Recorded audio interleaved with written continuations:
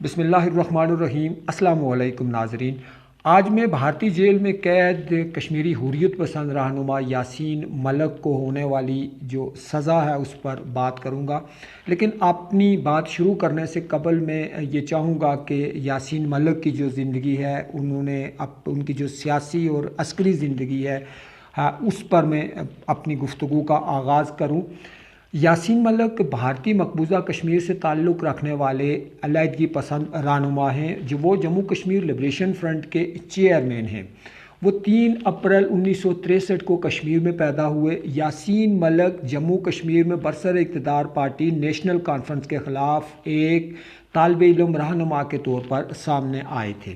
اوائل نوجوانی سے ہی وہ کشمیر کو الگ اور آزاد حیثیت دینے کے لیے سرگرم ہیں۔ انہوں نے مسلح جدوجہد بھی کی اور بعد ازاں سیاسی جدوجہد شروع کی، جس کی وجہ سے وہ شروع سے ہی گرفتاریوں کا سامنا کرتے چلے آئے ہیں۔ 2009 میں انہوں نے پاکستانی آرٹسٹ مشال ملک سے شادی کی، جن سے ان کی ملاقات کچھ عرصہ قبل مشرف دور میں اس وقت ہوئی تھی جب دونوں ملکوں کے تعلقات میں کافی خوشگواری پیدا ہو گئی تھی اور دونوں اطراف کے وفود ایک دوسرے کے ملک کے دورے کر رہے تھے۔ انہی دنوں یاسین ملک پاکستان آئے تھے اور ایک تقریب میں مشال ملک سے ملاقات ہوئی تھی۔ یاسین ملک کی ایک بیٹی رضیہ سلطانہ بھی ہے۔ یاسین ملک کم سنی میں ہی علیحدگی پسند صفوں میں شامل ہو گئے تھے اور 1980 کے دوران اسلامک اسٹوڈنٹس لیگ کے جنرل سیکرٹری بنے تھے۔ 1986 میں سری نگر میں انڈیا اور ویسٹ انڈیز کے درمیان ہونے والے عالمی ایک روزہ کرکٹ مقابلے کے دوران انڈیا مخالف نعرے بازی، پتھراؤ اور میچ کے وقفے میں پچ کھودنے کے الزام میں یاسین ملک کئی ساتھیوں سمیت گرفتار کر لیے گئے تھے۔ 1987 میں وہ علیحدگی پسندوں کے اتحاد مسلم متحدہ محاذ کے قریب ہو گئے اور مقامی اسمبلی کے انتخابات میں انہوں نے جماعت اسلامی کے رہنما اور محاذ کے امیدوار محمد یوسف شاہ کی انتخابی مہم بھی چلائی تھی۔ کشمیر کے علیحدگی پسند یہ کہتے ہیں کہ نہ یوسف شاہ کو ہرایا جاتا، نہ وہ پاکستان جا کر سید صلاح الدین بنتے اور نہ ہی انڈیا میں مسلح جدوجہد کا دور شروع ہوتا۔ اس میں جموں کشمیر لبریشن فرنٹ کا کردار کسی سے پوشیدہ نہیں ہے۔ 1988 میں یاسین ملک کنٹرول لائن عبور کر کے آزاد کشمیر چلے آئے تھے اور آزاد کشمیر سے جب وہ واپس مقبوضہ کشمیر گئے تو واپسی پر جموں کشمیر لبریشن فرنٹ نامی عسکری تنظیم کے مرکزی رہنما بن گئے۔ ایک برس کے بعد 1999 میں یاسین ملک کی قیادت میں ہی لبریشن فرنٹ نے جیل سے اپنے چند ساتھیوں کو رہا کروانے کے لیے اس وقت کے انڈین وزیر داخلہ اور سابق وزیر اعلیٰ مفتی محمد سعید کی بیٹی روبینہ سعید کا اغوا کیا تھا، اور کئی روز کے مذاکرات کے بعد جب تنظیم کے کئی مسلح لیڈروں کو رہا کیا گیا تو روبینہ سعید کو بھی رہا کر دیا گیا تھا۔ 1990 میں لبریشن فرنٹ نے مسلح عسکریت پسندوں نے انڈین فضائیہ کے 4 آفیسران پر اس وقت فائرنگ کی جب وہ بازار سے سبزی خریدنے میں مصروف تھے۔ بھارتی حکومت نے اس حملے کے لیے بھی یاسین ملک کو براہ راست ذمہ دار قرار دے کر ان کے خلاف مقدمہ درج کیا تھا۔ کئی برس تک مسلح سرگرمیاں جاری رکھنے کے بعد جب سن 1994 میں انہیں حراست میں لیا گیا تو انہوں نے کشمیر کے مسئلے کے حل کے لیے تشدد کے بجائے امن کے راستے کی پیروی شروع کر دی اور گاندھین بن گئے۔ وہ یہ چاہتے تھے کہ بات چیت کے ذریعے ایسی بات چیت جس میں انڈیا پاکستان کے ساتھ کشمیریوں کی بھی شمولیت ہو، اس کی حمایت کرنے لگے۔ یاسین ملک نے جب جموں کشمیر لبریشن فرنٹ میں شمولیت اختیار کی تو اپنے دیگر 3 ساتھیوں کا ایک گروپ بنایا جس کا نام حاجی گروپ پڑا۔ اس گروپ کا نام ان 4 رہنماؤں حامد شیخ، اشفاق مجید وانی، جاوید احمد میر اور یاسین ملک کے نام کے پہلے حروف کو جوڑ کر حاجی کہا گیا۔ یہ گروپ شروع میں بہت مقبول رہا، لیکن رفتہ رفتہ اس کا زور ختم ہوتا رہا، یہاں تک کہ اس جماعت کے 2 گروپ بن گئے۔ پھر سن 1999 اور 2002 میں یاسین ملک کو گرفتار کیا گیا، جس کے دوران تقریباً 1 سال تک وہ جیل میں رہے۔ اس کے بعد انہوں نے دنیا بھر کے رہنماؤں سے ملاقاتیں کرنے اور کشمیر کے مسئلے کے حل کے لیے بات چیت کا سلسلہ شروع کیا، جبکہ ان کی پارٹی نے 2007 میں سفر آزادی کے نام سے لوگوں سے ملنے کا ایک سلسلہ شروع کیا، جس میں انڈیا کی حکومت کے مطابق انہوں نے لوگوں میں حکومت کے خلاف تاثرات پیدا کیے۔ 1994 میں یاسین ملک نے بھارتی فورسز کے خلاف یک طرفہ سیز فائر کا اعلان کر کے جموں کشمیر لبریشن فرنٹ کو ایک سیاسی تنظیم قرار دے دیا تھا اور عہد کیا تھا کہ وہ مسئلہ کشمیر کے حل کے لیے عدم تشدد کی پالیسی پر گامزن رہیں گے۔ اسی سال علیحدگی پسندوں کا اتحاد حریت کانفرنس میں وجود میں آیا اور یاسین ملک بھی اس کے مرکزی رہنماؤں میں شامل ہو گئے۔ یاسین ملک کئی بار گرفتار ہوئے اور ہر بار ان میں کوئی نہ کوئی تبدیلی رونما ہوئی۔ آخری بار یاسین ملک کو 22 فروری 2019 کو پبلک سیفٹی ایکٹ کے تحت گرفتار کیا گیا اور 7 مارچ کو انہیں جموں کوٹ بھلوال جیل منتقل کیا گیا۔ کچھ عرصہ بعد ان کو دہلی کی تہاڑ جیل میں منتقل کیا گیا، جہاں اس سے قبل آزادی کے سالار مقبول احمد بٹ شہید کو تمنا آزادی کے جرم میں پھانسی پر لٹکایا گیا تھا۔ 5 اگست کو جب بھارتی حکومت کی جانب سے کشمیر کی خصوصی حیثیت ختم کی گئی تو اس وقت بھی یاسین ملک جیل میں تھے اور بھارتی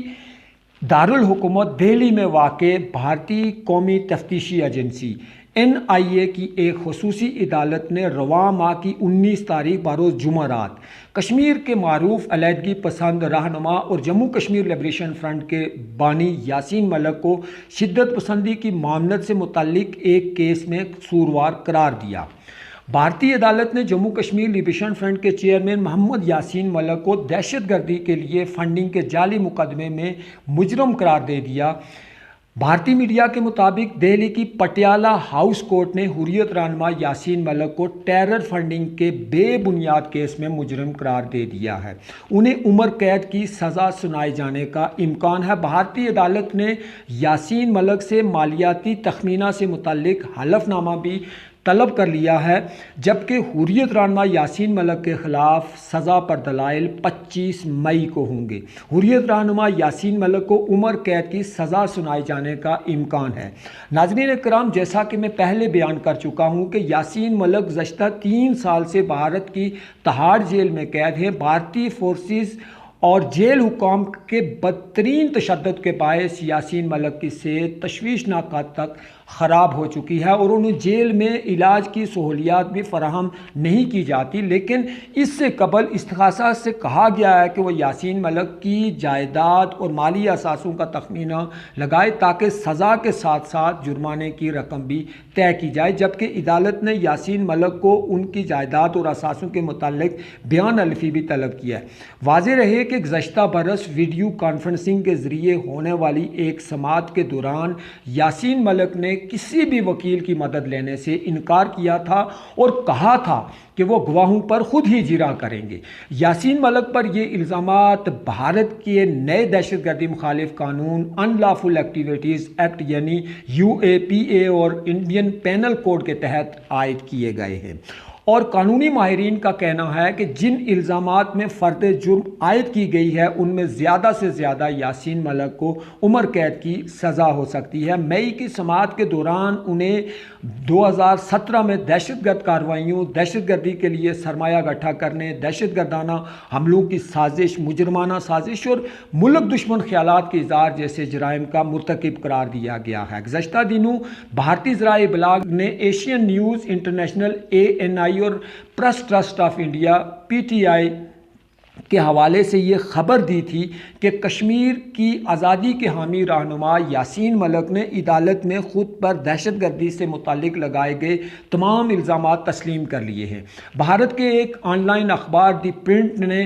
عدالت کی طرف سے مقرر کردہ معاون ایڈوکیٹ اکھنڈ پرتاپ سنگھ کے حوالے سے اپنی ایک رپورٹ میں کہا تھا کہ یاسین ملک نے خود پر لگائے گئے الزامات تسلیم کیے ہیں اور سزا کا سامنا کرنے پر آمادہ ہو گئے ہیں، جبکہ یاسین ملک کی اہلیہ مشال ملک اور جموں کشمیر لبریشن فرنٹ نے بھارتی میڈیا کی ان خبروں کی سختی سے تردید کی ہے۔ بین الاقوامی نشریاتی ادارے BBC سے بات کرتے ہوئے یاسین ملک کی اہلیہ کا کہنا تھا کہ یاسین ملک نے عدالت میں جرم قبول نہیں کیا، بلکہ یہ کہا ہے کہ وہ کشمیر کی آزادی کے لیے لڑ رہے ہیں، بالکل اسی طرح جس طرح بھگت سنگھ اور مہاتما گاندھی نے ہندوستان کی آزادی کے لیے انگریزوں سے لڑائی کی تھی۔ ان کا یہ بھی کہنا ہے کہ یاسین ملک نے عدالت کو بتایا تھا کہ عدلیہ بھارتی حکومت کی ایما پر انہیں جھوٹے الزامات میں مجرم ٹھہرا کر سزا دینے کے لیے بھونڈے طریقے استعمال کر رہی ہے۔ اس کے لیے وہ احتجاجاً اپنے دفاع میں وکیل مقرر نہیں کر رہے۔ مشال ملک نے اپنے شوہر کی بھارتی جیل سے رہائی کے مطالبے کے حق میں سوشل میڈیا اور ٹویٹر کے دیگر پلیٹ فارمز پر ایک مہم شروع کر دی ہے، جس کی پاکستان، برطانیہ سمیت دیگر کئی یورپی ممالک اور امریکہ میں مقیم کشمیری اور پاکستانی تارکین وطن کا ایک وسیع حلقہ حمایت کر رہا ہے۔ مشال ملک نے بھارتی عدلیہ کو ہدف تنقید بناتے ہوئے الزام لگایا ہے کہ موجودہ بھارتی جنتا پارٹی کی حکومت اور اس کی سرپرست تنظیم راشٹریہ سوئم سیوک سنگھ کی حمایت پر ان کے سیاسی مقاصد کی تکمیل کے لیے قانون اور انصاف کا خون کر رہی ہے۔ ان کے شوہر پر چلایا جانے والا مقدمہ اور اس کی کارروائی اس سلسلے کی ایک کڑی ہے۔ بھارتی حکومت نے اپنے زیر انتظام کشمیر میں سرگرم درجنوں علیحدگی پسند رہنماؤں اور کارکنوں کو ٹیرر فنڈنگ، ملک سے غداری اور دہشت گردانہ سرگرمیوں میں ملوث ہونے کے الزامات کے تحت قید کر رکھا ہے۔ حکومت وادی میں امن لوٹ آنے کا دعویٰ کر رہی ہے، لیکن حالات اس کے برعکس ہیں۔ سیاسی تجزیہ کاروں کا کہنا ہے کہ وفاق کے زیر کنٹرول علاقے بالخصوص وادی کشمیر میں ٹارگٹ کلنگ اور عسکریت پسندوں اور سیکیورٹی فورسز کے مابین جھڑپوں کا سلسلہ جاری ہے۔ ان کا کہنا ہے کہ حکومت کے سیاسی مخالفین کو اپنی سرگرمیاں آزادانہ طور پر جاری رکھنے کی اجازت نہیں ہے، اور یہ صورتحال حکومت کے امن اور نارملسی لوٹنے کے دعوے کی نفی کرتی ہے۔ انہوں نے کہا کہ بھارتی آئین کو تسلیم کرتے ہوئے صوبائی اسمبلیوں کے انتخابات میں حصہ لینے والے انجینئر رشید جیسے سیاسی لیڈر اور کارکنان بھی جیل میں بند ہیں، جو حکومتی دعووں پر سوالیہ نشان ہے۔ 58 سالہ یاسین ملک پر 1999 میں اس وقت کے انڈین وزیر داخلہ اور کشمیر کے سابق وزیر اعلیٰ مفتی محمد سعید کی بیٹی روبینہ سعید کے اغوا کرنے اور 1990 میں انڈین فضائیہ کے 4 آفیسروں کو فائرنگ کر کے ہلاک کرنے کا بھی الزام ہے، تاہم تازہ فرد جرم میں ان الزامات کا ذکر نہیں ہے۔ ناظرین، ان من گھڑت مقدمات میں یاسین ملک کے علاوہ کشمیری آزادی پسند رہنما، جن میں شبیر احمد شاہ، نعیم احمد خان، الطاف شاہ، آفتاب شاہ اور فاروق احمد ڈار عرف بٹا کراٹے سمیت 11 افراد شامل ہیں۔ عدالت نے پاکستان میں مقیم محمد یوسف شاہ عرف سید صلاح الدین، جو کہ کشمیر میں سرگرم عسکری گروپوں کے اتحاد متحدہ جہاد کونسل اور کالادن عسکری گروپ حزب المجاہدین کے سربراہ ہیں، کے ساتھ ساتھ جماعت دعویٰ کے سربراہ حافظ سعید کو اشتہاری مجرم قرار دیا ہے۔ حافظ سعید پر انڈین حکومت کا الزام ہے کہ وہ عسکری گروپ لشکر طیبہ کے نظریہ ساز ہیں، اور انہوں نے 2008 میں ممبئی کے تاج ہوٹل اور دیگر عمارتوں پر ہونے والے دہشت گرد حملوں کی منصوبہ سازی کی تھی۔ ادھر پاکستان میں بھارتی حکام کی طرف سے حریت رہنما محمد یاسین ملک کے خلاف من گھڑت الزامات عائد کرنے کی شدید مذمت کی گئی ہے۔ تفصیلات کے مطابق بھارت کے ناظم الامور کو دفتر خارجہ طلب کیا گیا اور نئی دہلی کی تہاڑ جیل میں قید محمد یاسین ملک کے سہولیات سے انکار اور ان کے ساتھ جو وحشیانہ سلوک کیا گیا اس کے نتیجے میں ان کی صحت کے گراوٹ کے حوالے سے بھارتی ناظم الامور سے کہا گیا ہے کہ بھارتی حکومت کو یہ باور کروایا جائے کہ وہ کشمیری قیادت کو غیر قانونی طور پر یرغمال بنانے اور ان کے بنیادی انسانی حقوق سے انکار کرنے کی بجائے مقبوضہ کشمیر میں ریاستی سرپرستی میں ہونے والی دہشت گردی کو فوری طور پر روکے، تمام سیاسی قیدیوں کو رہا کیا جائے، انسانی حقوق کی خلاف ورزیوں کو روکا جائے، غیر انسانی فوجی محاصرہ ختم کیا جائے اور کشمیریوں کو اقوام متحدہ کی سلامتی کونسل کے متعلقہ قراردادوں کے مطابق اپنا حق کے رائے خود ارادیت کا استعمال کا موقع دیا جائے۔ پاکستان بھارتی حکومت سے یاسین ملک کو تمام بے بنیاد الزامات سے بری کرنے اور جیل سے فوری رہائی کا مطالبہ کرتا ہے تاکہ وہ اپنے خاندان سے مل سکیں، ان کی صحت بحال ہو اور وہ معمول کی زندگی کی طرف واپس لوٹ سکیں۔ ترجمان نے کہا ہے کہ پاکستان عالمی برادری بشمول اقوام متحدہ اور متعلقہ انسانی حقوق کی تنظیموں سے بھی اپیل کرتا ہے کہ وہ بھارت کی طرف سے ایک سرکردہ کشمیری رہنما کے ساتھ کیے جانے والے غیر انسانی سلوک کا فوری نوٹس لیں، جو گزشتہ کئی دہائیوں سے پرامن جد و جہد آزادی کی قیادت کر رہے ہیں۔ ناظرین کرام، کشمیری حریت پسند رہنماؤں یا کارکنوں پر اذیت کے سلسلے کوئی نئی بات ہرگز نہیں۔ بلا شبہ آزادی کی تحریکوں میں قید و بند کی صحبتوں کے بغیر یہ تحریکیں مکمل نہیں ہو سکتی۔ ہر تحریک کو مد و جزر، نشیب و فراز اور خوشی و غمی کا سامنا کرنا پڑتا ہے، کیونکہ تحریک آزادی جد مسلسل کا نام ہے۔ اس دوران غاصب قوت سے نبرد آزما ہونا یقینی امر ہے۔ ناظرین کرام، بھارت نے جذبہ آزادی کو دبانے کے لیے ظلم کا ہر حربہ استعمال کر کے دیکھ لیا۔ وہ کشمیریوں کے دلوں سے آزادی کی تمنا مٹا سکا اور نہ ہی مٹا سکے گا۔ وہ وقت دور نہیں جب لاکھوں کشمیریوں کی ان گنت قربانیاں رنگ لائیں گی اور کشمیری اقوام عالم کی طرف سے کشمیریوں سے کیے گئے استواب رائے کے وعدے کے عین مطابق اپنے مستقبل کا فیصلہ خود کریں گے اور پیدائشی بنیادی حق آزادی کا سانس لیں گے۔ اللہ حافظ۔